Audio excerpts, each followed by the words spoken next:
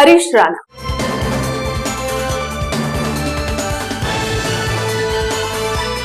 ఇప్పుడు దేశం మొత్తం ఈ పేరు ఎక్కువగా వినిపిస్తోంది. సోషల్ మీడియాలో ఇతడి కారుణ్య మరణం వీడియో విపరీతంగా వైరల్ అవుతోంది. ఈ వీడియోలో ఒక మహిళ హరీష్ రాణా తలని మురుతూ నన్ను క్షమించు అని వేడుకుంటుంది. 13 సంవత్సరాలుగా మంచంపై జీవితం గడిపిన ఈ యువకుడికి చివరికి చనిపోవడానికి కోర్టు అనుమతిచ్చింది.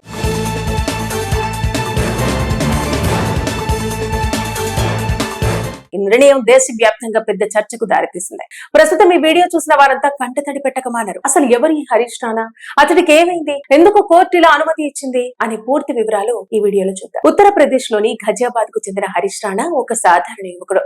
అతడు చదువులో చాలా తెలివైన వాడు. ఇంజనీరింగ్ చదవడానికి పంజాబ్ యూనివర్సిటీ దగ్గర హాస్టల్లో ఉండేవాడు.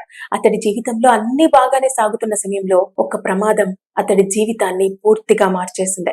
2013లో ఒకరోజు హరీష్ రాణా తన నివాస భవనం 4వ అంతస్తు నుంచి కింద పడిపోయాడు. ఆ ప్రమాదంలో అతడికి తీవ్రమైన మెదడు గాయాలయ్యాయి. వెంటనే ఆసుపత్రికి తీసుకెళ్లినా అతను స్పృహలోకి రాలేదు. ఆ రోజు నుంచి అతడి జీవితం పూర్తిగా మారిపోయింది. డాక్టర్లు అతడి పరిస్థితిని పర్మనెంట్ వెజిటేటివ్ స్టేట్ అని చెప్పారు. అంటే శరీరం జీవించి ఉన్నట్టే ఉంటుంది కానీ మెదడు స్పందించదు అని. అతను మాట్లాడలేడు, కదలలేడు, ఏ విషయానికి స్పందించను లేడు. పూర్తిగా ఇతరులపై ఆధారపడే పరిస్థితి. అలా ఒక రోజు కాదు, ఒక సంవత్సరం కాదు, పూర్తిగా 13 సంవత్సరాలు హరీష్ రాణా మంచంపైనే జీవించాడు. ఈ కాలంలో అతని తల్లిదండ్రులు అతన్ని చూసుకోవడానికి అన్ని చేశారు. చికిత్స కోసం చాలా డబ్బు కూడా ఖర్చు చేశారు. కుటుంబం ఆర్థికంగా కూడా చాలా ఇబ్బందులను ఎదుర్కొంది. అయినా కూడా ఏదో ఒక రోజు మా కొడుకు మేల్కుంటాడేమో అనే ఆశతో అతన్ని చూసుకున్నారు తల్లిదండ్రులు. కానీ కాలం గడిచే కొద్దీ డాక్టర్లు ఒకే మాట చెప్పారు, హరీష్ రాణా మళ్లీ సాధారణ జీవితానికి రావడానికి అవకాశం దాదాపు లేదు అని. ఈ పరిస్థితిలో అతడి తండ్రి కోర్టును ఆశ్రయించారు. తన కొడుకు ఇక బాధపడకూడదని, అతడికి గౌరవప్రదమైన మరణం ఇవ్వాలని కోర్టుకు విజ్ఞప్తి చేశారు. మొదట ఈ కేసు ఢిల్లీ హైకోర్టు వద్దకు వెళ్లింది. కానీ అక్కడ వారి విజ్ఞప్తి తిరస్కరించబడింది.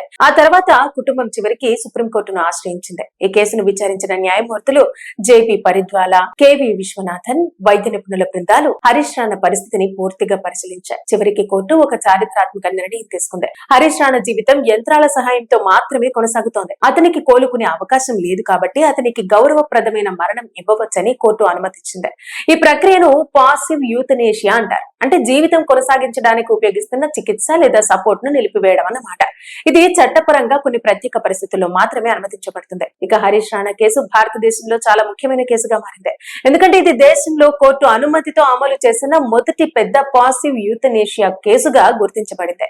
ఇక ఈ తీర్పు తర్వాత దేశవ్యాప్తంగా ఒక పెద్ద చర్చ మొదలైంది. జీవించే హక్కు ఉన్నట్టే గౌరవంగా చనిపోయే హక్కు కూడా ఉండాలా అనే ప్రశ్నపై ఇప్పుడు మళ్లీ చర్చ జరుగుతోంది. ఇక 13 సంవత్సరాల పాటు తన కొడుకును మంచంపైనే చూసుకున్న తల్లిదండ్రులకు ఇది చాలా కఠినమైన నిర్ణయం. అయినప్పటికీ వారు ఒకే మాట చెప్పారు, మా కొడుకు ఇక బాధపడకూడదు, అతడికి శాంతి దొరకాలి. ఇలా ఒక కుటుంబం ఎదుర్కొన్న 13 సంవత్సరాల బాధ చివరికి దేశాన్ని ఆలోచింపజేసే కథగా మారింది. హరీష్ రాణా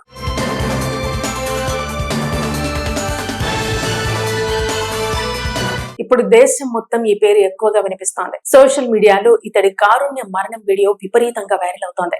ఈ వీడియోలో ఒక మహిళ హరీష్ రాణా తలని మురుతూ నన్ను క్షమించు అని వేడుకుంటుంది. 13 సంవత్సరాలుగా మంచంపై జీవితం గడిపిన ఈ యువకుడికి చివరికి చనిపోవడానికి కోర్టు అనుమతిచ్చింది.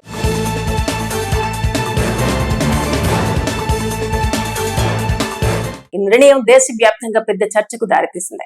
ప్రస్తుతం ఈ వీడియో చూసిన వారంతా కంటతడి పెట్టకమానారు. అసలు ఎవరు ఈ హరీష్ రాణా, అతడికి ఏమైంది, ఎందుకు కోర్టు ఇలా అనుమతి ఇచ్చింది అనే పూర్తి వివరాలు ఈ వీడియోలో చూద్దాం. ఉత్తరప్రదేశ్ లోని ఘజియాబాద్ కు చెందిన హరీష్ రాణా ఒక సాధారణ యువకుడు.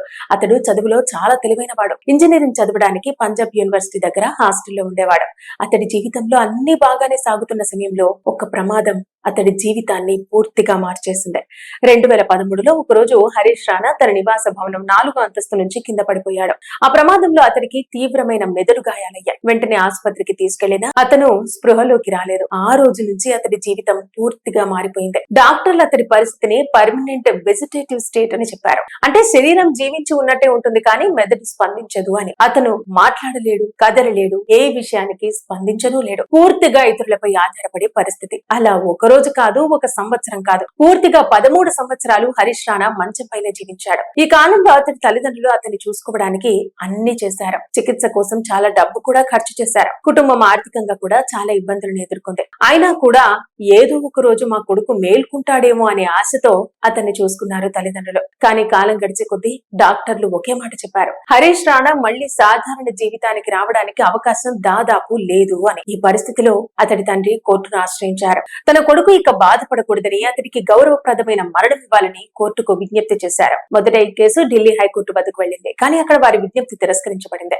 ఆ తర్వాత కుటుంబం చివరికి సుప్రీంకోర్టును ఆశ్రయించింది. ఈ కేసును విచారించిన న్యాయమూర్తులు జేపీ పరిద్వాలా, కేవీ విశ్వనాథన్ వైద్య నిపుణుల బృందాలు హరీష్ రాణా పరిస్థితిని పూర్తిగా పరిశీలించారు. చివరికి కోర్టు ఒక చారిత్రాత్మక నిర్ణయం తీసుకుంది. హరీష్ రాణా జీవితం యంత్రాల సహాయంతో మాత్రమే కొనసాగుతోంది. అతనికి కోలుకునే అవకాశం లేదు కాబట్టి అతనికి గౌరవప్రదమైన మరణం ఇవ్వవచ్చని కోర్టు అనుమతించింది.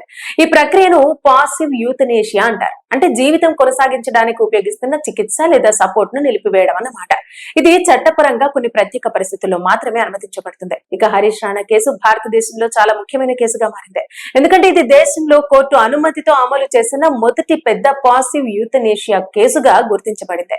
ఇక ఈ తీర్పు తర్వాత దేశవ్యాప్తంగా ఒక పెద్ద చర్చ మొదలై, జీవించే హక్కు ఉన్నట్టే గౌరవంగా చనిపోయే హక్కు కూడా ఉండాలా అనే ప్రశ్నపై ఇప్పుడు మళ్లీ చర్చ జరుగుతోంది. ఇక 13 సంవత్సరాల పాటు తన కొడుకును మంచంపైనే చూసుకున్న తల్లిదండ్రులకు ఇది చాలా కఠినమైన నిర్ణయం. అయినప్పటికీ వారు ఒకే మాట చెప్పారు, మా కొడుకు ఇక బాధపడకూడదు, అతడికి శాంతి దొరకాలి.